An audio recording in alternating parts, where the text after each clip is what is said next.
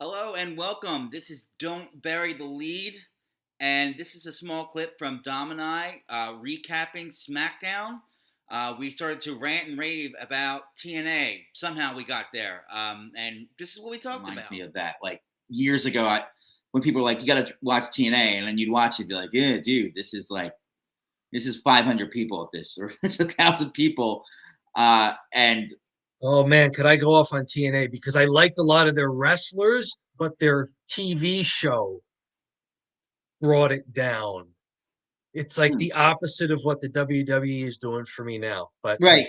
continue. I know what you mean totally, but yeah, continue your line, please. I want to one of hear the this. one of the things is with like TNA, or if you look at one of the things about pro wrestling in general is the coolest thing I think is the crowd reaction and the fact that it is live and there's that energy really adds to it because that is gone, it does feel like just guys dancing around with nobody watching. When there isn't that energy, you're just like, what is this? But like when the crowd's into it, it kind of makes it a lot more compelling. So Okay. as a result of that, when I talk about TNA and nobody's watching, the work can be fantastic. But if nobody's watching and like only a couple people are sort of into it, then it kind of dies on me. Whereas WWE, like they know how to draw a big house, and there's a lot of people in the arena, and I don't know if it's the angles or what it is, but the crowd seems into it. So that would Yeah. be so. Oh, interesting. Let's hear a hot take, not a hot take, but let's hear Okay. your perspective on TNA.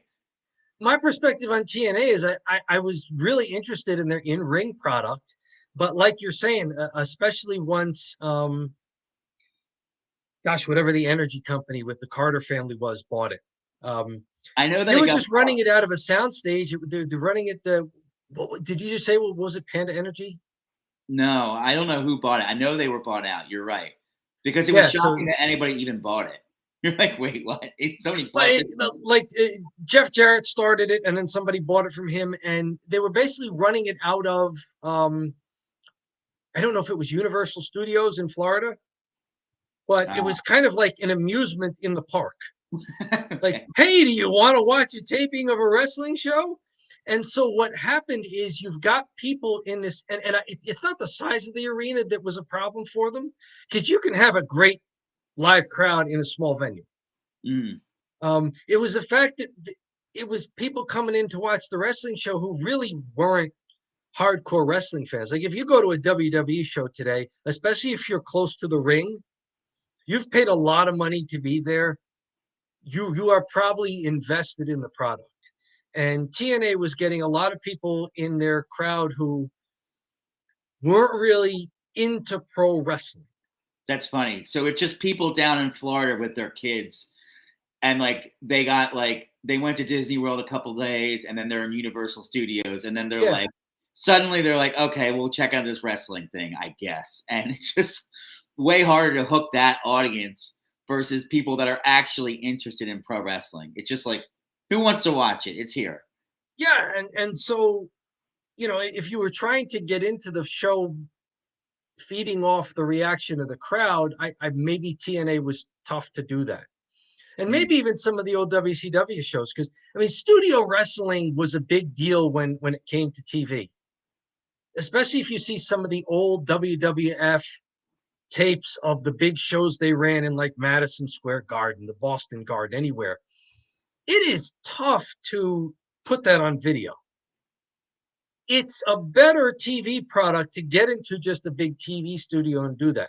So I'm mm, not really knocking the studio wrestling experience. mm, Um, but if you're the kind of person who likes the live crowd to be into the show, then you're not always, that's hit or miss on some of these TV shows. But I think the WWE, at least it looks like the crowd is into it on the show. And maybe that's because they've gone through the trouble of lighting it well. It's like if they were hiding it from you, you'd be like, what are there, 10 people there?